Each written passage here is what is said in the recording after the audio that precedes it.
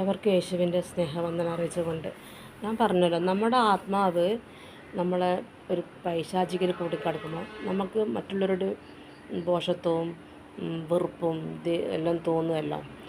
ആ അതിൽ നിന്ന് നമുക്കൊരു മോചനമാണ് നമ്മളെ ഏകരക്ഷനായ കർത്താവ്.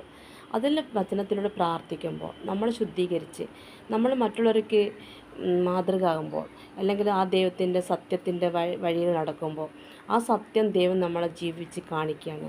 ദൈവത്തിൻ്റെ ആത്മാവ് നമ്മളിൽ വസിക്കുമ്പോൾ ആ സത്യത്തിൻ്റെ സ്നേഹവും താഴ്മയും എളിമയും ഒക്കെ തരുമ്പോൾ, നമ്മൾ നിർമ്മല ഹൃദയമായിരിക്കുമ്പോൾ ഓരോരുത്തരുടെ ഹൃദയത്തിലും അങ്ങനെ ആവണമെന്ന് നമ്മൾ പ്രാർത്ഥിക്കുകയാണ് ചെയ്യുന്നത്.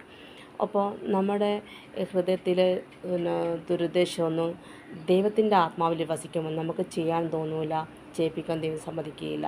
ആ പ്രാർത്ഥനയ്ക്ക് ഫലം ഉണ്ടാവുകയില്ല.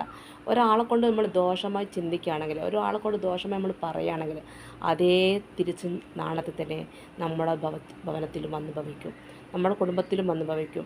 ഇപ്പം ഞാൻ ഇവിടെ പ്രാർത്ഥിക്കുന്നുണ്ടെങ്കിലും എൻ്റെ മക്കൾ എനിക്ക് വിപരീതം ചെയ്യുമ്പോൾ തീർച്ചയായും എൻ്റെ ഭവനത്തിൽ വന്ന് ഭവിക്കും. എന്താണോ അവരുടെ ഉള്ളിലെ പൈശാചികമാണ് ചെയ്തത്.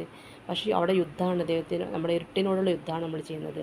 അപ്പോൾ ആ പൈശാചികയിൽ നിന്ന് നമ്മൾ ശുദ്ധാത്മാവിലേക്ക് ഒഴുകുമ്പോൾ ദൈവത്തിൻ്റെ ആത്മാവിൽ ദൈവം നമ്മളെ രാജ്യത്തിലാക്കി തിരഞ്ഞെടുത്ത് ദൈവത്തിൻ്റെ നാമത്തിൽ ശക്തീകരിച്ച് ദൈവത്തിന് വേണ്ടി നമ്മൾ ഓരോരുത്തരെയും ഉപയോഗിക്കാൻ വേണ്ടി വരുമ്പോൾ ആ ശുദ്ധാത്മാവിൻ്റെ സ്നേഹത്താൽ നമ്മൾ മറ്റുള്ളവരെ സ്നേഹിക്കാൻ ദൈവം പറയുന്നത്. ആ ക്രൂശിലേക്ക് നോക്കുമ്പോൾ ആ ആണിപ്പഴുതിലൂടെ, ആ മുള്ള്, ആ തലയിൽ മുള്ളാണിയുടെ ആ രക്തത്തിൻ്റെ പഴുതിലൂടെ നമ്മൾ നോക്കുമ്പോൾ നമുക്ക് സ്നേഹമല്ലാതെ മറ്റൊന്നും അവിടെ വരില്ല.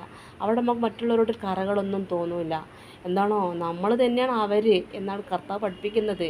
നിങ്ങൾ ആരും എന്ത് വേണം ചെയ്തോട്ടെ, ഏത് ശത്രു നിങ്ങൾക്ക് നേരെ ആയുധം എടുത്തോട്ടെ, പക്ഷെ ഒരു ആയുധവും ഫലിക്കുകയില്ല. എന്താണോ ദൈവത്തിന് വേണ്ടി നമ്മളിവിടെ പ്രാർത്ഥിക്കുമ്പോൾ ദൈവം നമുക്ക് വേണ്ടി കരുതി വെക്കുന്നുണ്ട്. നിങ്ങളോട് ചെയ്യുന്നവരൊക്കെ നിങ്ങൾക്ക് വേണ്ടി ഒരുക്കി വെച്ചിരിക്കുന്ന ദൈവമുണ്ട് നിങ്ങൾക്ക് മറുപടി തരാമെന്ന് ദൈവം പറഞ്ഞത്. അത് നമ്മൾ ആ ഒരു പൈശാചികത നമ്മളെ ഹൃദയത്തിൽ വരും. നമ്മൾ 2 ദിവസം നമ്മൾ ഒരാളോട് ദേഷ്യപ്പെട്ടാൽ, അല്ലെങ്കിൽ അവർ നമ്മളോട് ഇങ്ങോട്ട് വന്നിട്ട് നമ്മളത് കേൾക്കാൻ അദ്ദേഹം പറഞ്ഞത്. നിങ്ങൾ എൻ്റെ നാമത്തിൽ ഏൽപ്പിച്ചോ, മറുപടി ഞാൻ കൊടുക്കാം എന്ന് അദ്ദേഹം പറഞ്ഞത്. ഒരാളെ ദുഷിക്കാനോ ദോഷിക്കാനോ അസൂയപ്പെടാനോ അഹങ്കരിക്കാനോ വമ്പ് പറയാനോ അല്ല അണിഞ്ഞൊരുങ്ങാനോ അങ്ങനെ ഈ എന്ത് നമ്മൾ ആഡംബരമായാലും നഗ്നരായി നമ്മൾ പോകുമ്പോൾ ആ നഗ്നമായ ശരീരം എടുക്കാൻ, ആ ആത്മാവ് എടുക്കാൻ ദൈവം മാത്രമേ ഉള്ളൂ. ഒരു മനുഷ്യരുണ്ടാവില്ല. അപ്പം മനുഷ്യരെ നോക്കി നമ്മൾ എന്ത് ചെയ്താലും നമ്മൾ എന്താണ് നശിച്ചു പോകുള്ളൂ. പക്ഷെ ദൈവത്തിന് വേണ്ടി നമ്മൾ ഉപയോഗിക്കുമ്പോൾ, ദൈവത്തിന് വേണ്ടി നമ്മൾ എല്ലാവർക്കും നമുക്ക് സ്നേഹിക്കാനും സ്നേഹം കൊടുക്കാനും നന്മ ചെയ്യാനും